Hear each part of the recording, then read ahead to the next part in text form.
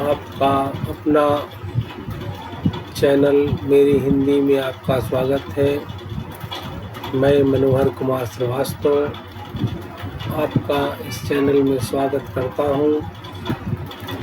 आइए आज हिंदी व्याकरण का एक नया अध्याय सीखते हैं। आज हिंदी व्याकरण में हम सीखेंगे क्रिया की परिभाषा, भेद और उदाहरण।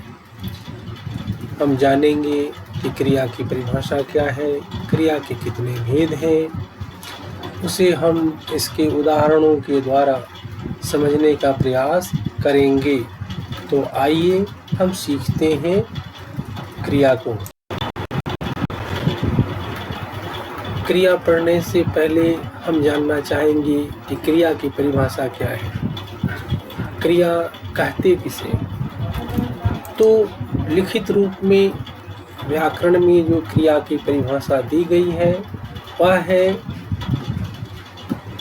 जिस शब्द से किसी काम के होने या करने का बोध हो उसे क्रिया कहते हैं। जिस शब्द से किसी काम के होने या करने का बोध अर्थात ज्ञान, उसे हम क्रिया कहते हैं। जैसे खाना क्रिया है, पढ़ना क्रिया है, लिखना क्रिया है। इसी तरह से उठना, बैठना, जगना, सोना, चलना, आना, जाना, लिखना, ये सभी क्रिया के उदाहरण हैं। तो हम इसे समझते हैं कि क्रिया की परिभाषा ये हमें बताती है कि यह इस शब्द से काम करने का बोध होता है, क्रिया होने का बोध होता है।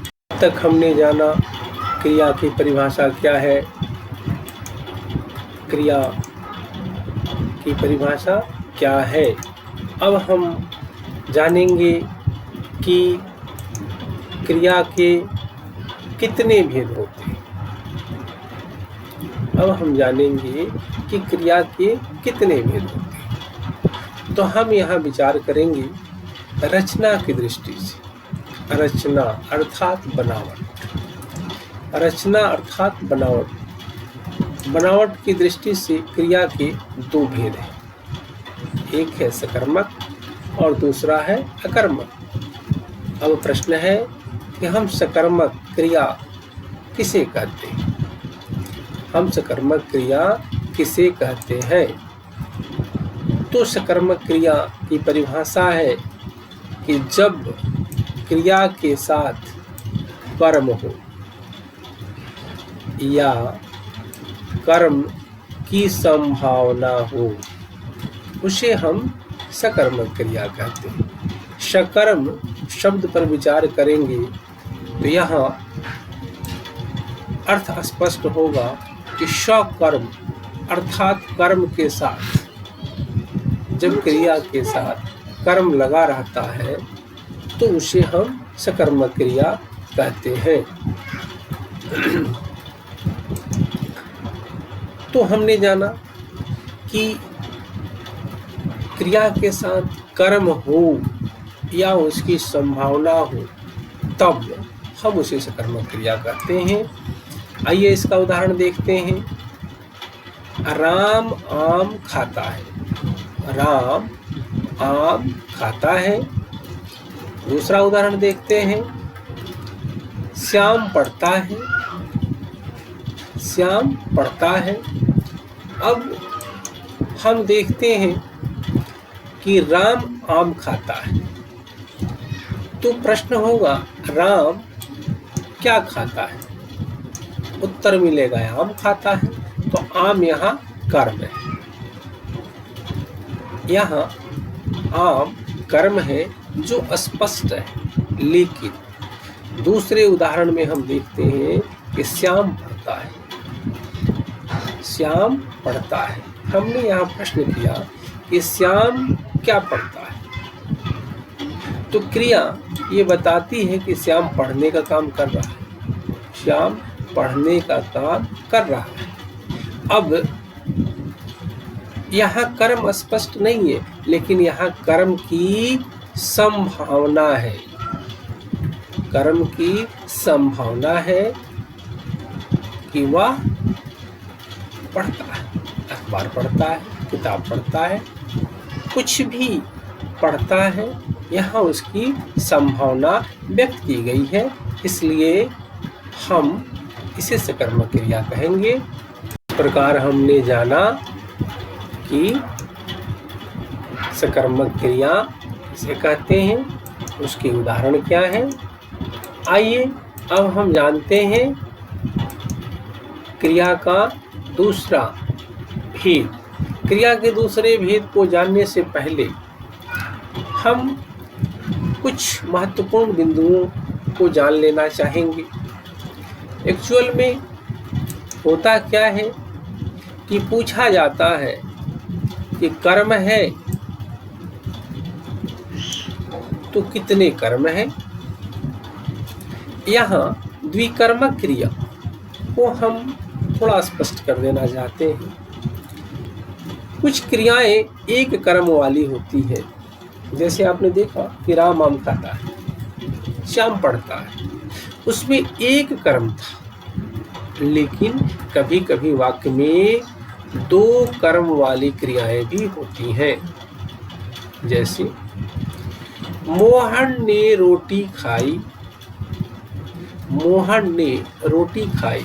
यहाँ ध्यान देंगे, मोहन ने क्या खाया, तो मोहन ने रोटी खाई। रोटी रोटी यहाँ देखेंगे तो स्पष्ट है कि यहाँ एक कर्म है। इस वाक्य में एक कर्म वाली क्रिया है खाई। एक दूसरा उदाहरण हम देते हैं कि शिक्षक ने लड़के को पढ़ाया। ध्यान देंगे, शिक्षक ने किसे पढ़ाया, उत्तर मिलेगा लड़के को पढ़ाया। क्या पढ़ाया, तो व्याकरण पढ़ाया। यहाँ ध्यान दें, शिक्षक ने किसे पढ़ाया, तो शिक्षक ने लड़के को पढ़ाया, लड़का एक कर्म। शिक्षक ने क्या पढ़ाया, तो शिक्षक ने व्याकरण पढ़ाया। यहाँ दो कर्म, यानी इस वाक्य में दो कर्म है। हम सकर्मक क्रिया को पहचानने का तरीका जानना चाहेंगे। इसका आसान तरीका है कि वाक्य में क्रिया सकर्मक है या अकर्मक, इसे पहचानने का आसान तरीका है कि हम प्रश्न करते हैं क्रिया के साथ क्या, किससे, किसको आदि शब्दों को जोड़कर प्रश्न करते हैं। यदि उत्तर स्पष्ट मिल जाता है या मिलने की संभावना रहती है तो हम उसे समझ लेते हैं कि यह क्रिया सकर्मक है। अगर कोई उत्तर नहीं मिलता है तो हम जानते हैं कि जब उत्तर नहीं आता है तो क्रिया अकर्मक होती है। इस प्रकार हमने देखा कि एक कर्म वाली क्रिया कैसी है और दो कर्म वाली क्रियाएं कैसी हैं। इस प्रकार हमने जाना सकर्मक क्रिया को, एक कर्म वाली क्रिया को, द्विकर्म वाली क्रिया को। अब हम क्रिया का अगला भेद को जानना चाहेंगे। क्रिया का दूसरा भेद है अकर्मक क्रिया। प्रश्न वही होगा कि अकर्मक क्रिया किसे कहते हैं। तो अकर्मक क्रिया की परिभाषा है जब क्रियाओं का व्यापार और फल कर्ता पर पड़े तो उसे कर्मक क्रिया कहते हैं। इसे समझने का हम प्रयास करेंगे। एक्चुअल में कहता है कि जब क्रिया का व्यापार का अर्थ होता है किया गया काम, फल यानी रिजल्ट कर्ता पर पड़े, यानी कर्ता ने कोई काम किया, कर्ता ने कोई काम किया यानी कोई व्यापार किया और उस व्यापार का फल उसी कर्ता पर जब पड़ता है तो उसे हम अकर्मक क्रिया कहते हैं। स्पष्ट हुआ? आइए इसे उदाहरण के द्वारा समझते हैं।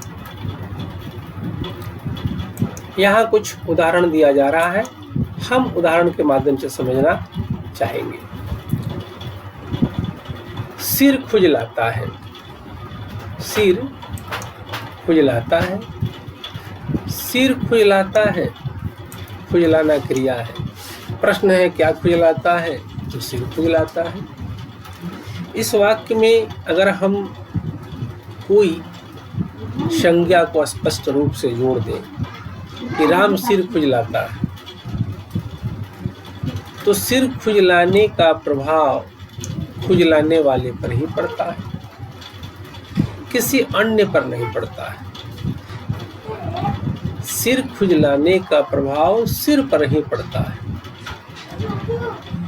यहाँ अकर्मक क्रिया है। ठीक उसी तरह एक दूसरा वाक्य, जी ललचाता है, जी ललचता है। क्या ललचता है? तो जी ललचता है, यानी ललचना क्रिया का प्रभाव जी पर ही पड़ता है। ठीक उसी तरह का एक और उदाहरण है, वह लजाता है। प्रश्न है क्या लजाता है? तो वह लजाता है। कौन लजाता है? तो वह लजाता है, यानी लजाना क्रिया का प्रभाव उस पर पड़ता है। इससे स्पष्ट होता है कि अकर्मक क्रियाओं में क्रिया का जो व्यापार होता है, उसका जो फल होता है वह सीधे सीधे कर्ता पर पड़ता है, लेकिन सकर्मक क्रियाओं में ऐसा नहीं है। आशा करते हैं यह वीडियो आपके लिए लाभकारी होगा।